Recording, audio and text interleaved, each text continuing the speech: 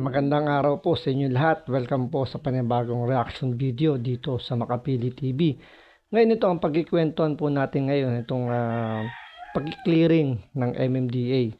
So, ito yung isa sa mga dahilan kung bakit ang Pilipinas hirap umahon, hirap umasenso.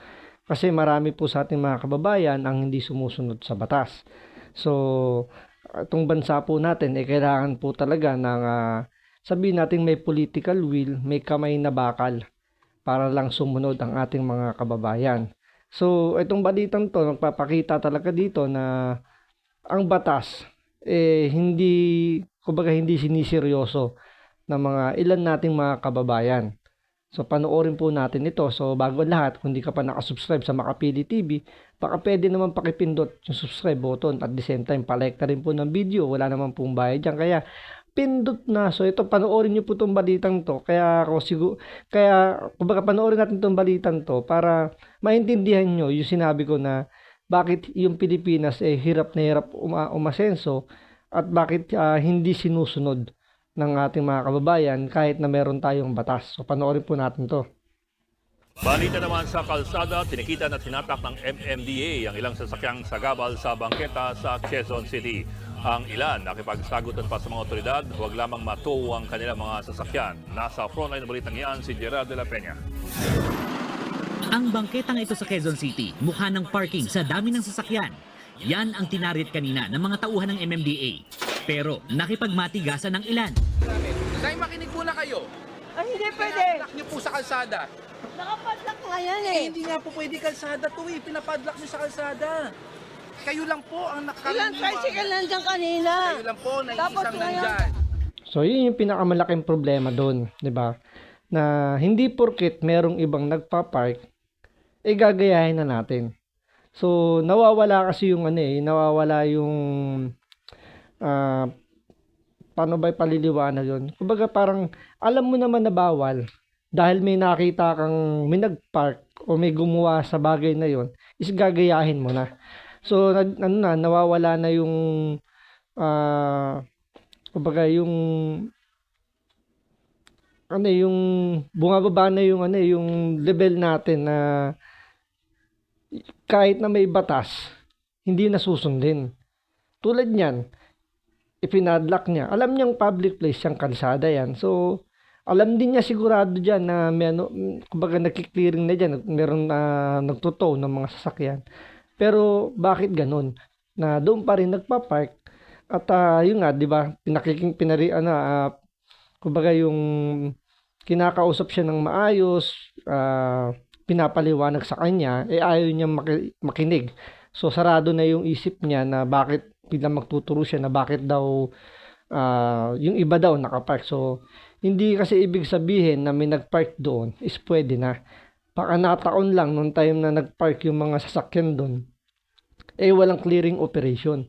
So, nakataon lang, siguro natsambahan si Manang, nung nagpark siya, or matagal niya doon pinapark yung motor niya, nadaanan ngayon ng clearing operation. So, malas lang.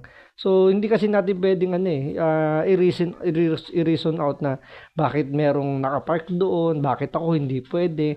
So, wala naman sinisino doon. Sigurado naman tayo, alam naman nila na mabuhay lane yun kasi sa Quezon City yan. Alam naman natin, napaka-traffic dyan. So, maraming ginagawang alternate route dyan para lang maibsan yung traffic. So, maraming mga lusutan dyan.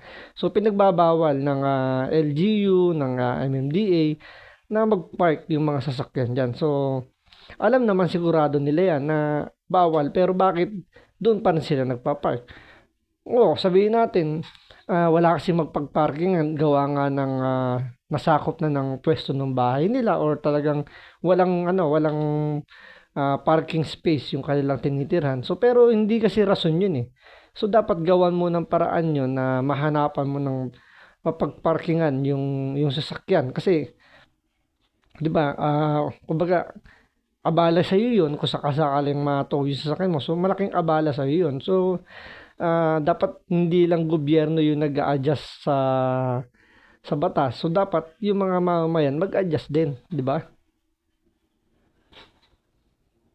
Ang lalaking ito naman, ang ginagawang kalsada pa ang sinisi. Nakipagsagutan siya sa mga otoridad kahit hindi naman pala siya ang may-ari ng sasakyan. Tulad yan, hindi naman pala siya yung may-ari ng sasakyan. Nakikipagsagutan at makikipag-ano pa siya. Kumbaga nakikipag-argumento na nakakatawa, no?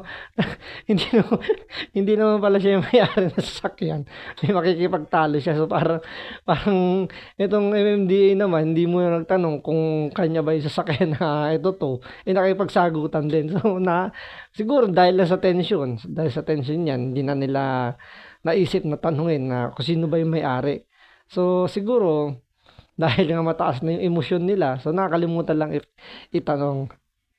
Hindi lang ginagawa yung kalsada niyan, hindi pa parada dito yan. Boss, wala kayong karapatan iparada sa kalsada at nakapadlock. Nakapadlock po yan. Kaya nga baka mamaya. Ay, di, kayo na. Pero sa Di sa'yo na, sige. Pwede hatakan nyo na, lagay nyo sa sa towing. Hindi ka naman pala yung may-ari, magreklamo ka. Buti sana kung ikaw yung may-ari ng sasakyan na yun. Siguro caretaker siya or siguro napakasuyuan lang na tingnan. Pero hindi naman pala siya yung may-ari, so malas lang. So diretso sa impounding yan. hinaba-haba ng diskusyon sa towing facility rin ng bagsak ng mga hinatak na sasakyan. Nilimas din ng MMDA ang bangketang ito matapos humingi ng tulong ang building administration dahil sa dami ng mga iligal na nakaparada. Di tulad ng karaniwang bangketa, malapad ang sidewalk na ito dito sa kanto ng Araneta Avenue at Aurora Boulevard sa Quezon City. Kaya naman maraming motorista na engganyong gawin itong paradahan. Suma total, umabot sa 49 na tiketan. 22 naman ang nato. Paulit-ulit na paalala ng MMDA, sumunod sa batas para hindi magkabuhol-bol ang trapiko. So, sakasakali po, tulad po niyan, Yun naman lagi namang paalala sa atin ng gobyerno na sumunod tayo sa batas. Kaya nga 'di ba? Yan yung isa sa mga problema ng Pilipinas kung bakit hirap tayong umasenso.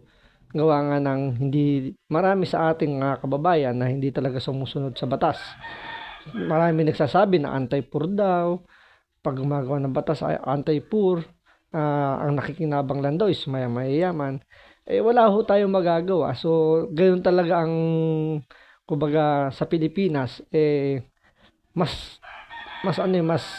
nabibigyan ng mas naiipit lang or ang mas tinatamaan lang ng batas is yung mga mahihirap.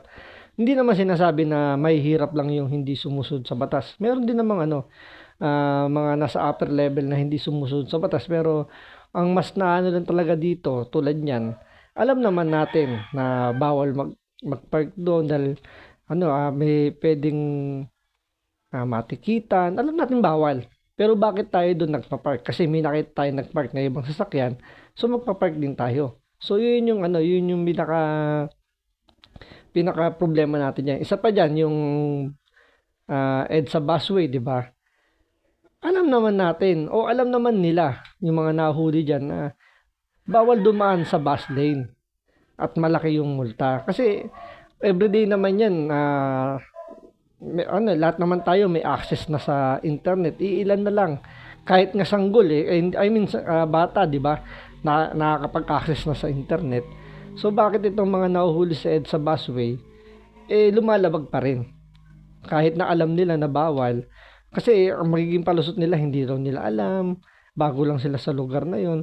Pero di ba, may access na kayo sa internet. Sigurado naman tayo napapanood din naman sa internet yan, kahit sa mainstream media napapanood din nila na bawal dumaan sa EDSA busway, pero dumadaan pa rin sila. So talagang dinidisregard lang nila yung batas kasi nga gusto nilang makaiwas sa aberya, sa traffic. Pero anong nangyayari, mas lalo sila naabala dahil nga sa hindi pagsunod sa batas. Kaya nga kailangan talaga merong political will, may kamay na bakal yung mga ilalagay sa mga posisyon na yan para ipatupad ng maayos. Kasi kung lalamya na walang direktiba, sasamantalahin lang yan ng mga pilosopo, ng mga, alam nyo yun, yung masyadong maalam na na i-disregard na yung mga ganyang klaseng batas. So, ang mangyayari, labo-labo, gulo-gulo tayo. So, hindi naman na-asenso ang Pilipinas. So, sana ipagpatuloy ng MMDA, ng LGU, yung ganyang direktiba na naging, maging law-abiding yung mga mamayan natin para maging maayos ang Pilipinas. So maraming salamat po sa panood. Ingat po kayo lagi. God bless.